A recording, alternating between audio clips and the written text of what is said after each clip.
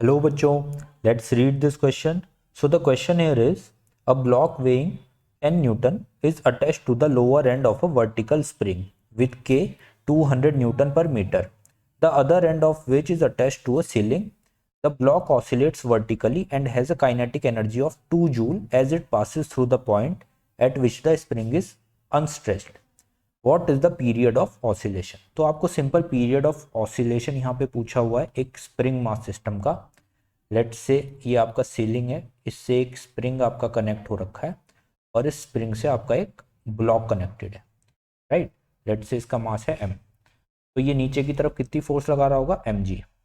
अब ये जो mg फोर्स है इसका आपको वैल्यू दे रखी है इस वेट की 10 न्यूटन, राइट. और इस स्प्रिंग का जो स्प्रिंग कांस्टेंट है उसकी वैल्यू आपको गिवन है 200 न्यूटन पर metre.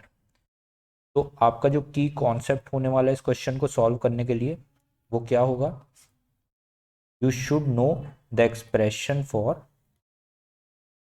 Calculating time period of a spring mass system.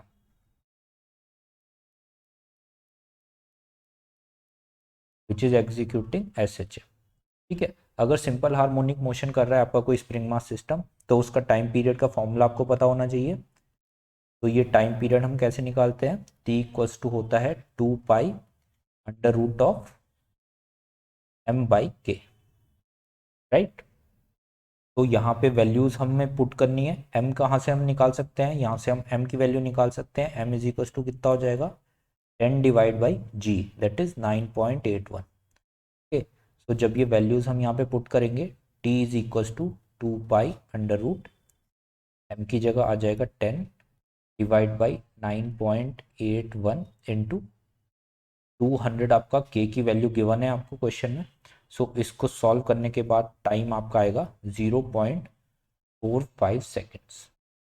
तो this is your option number A. तो option A is your correct answer.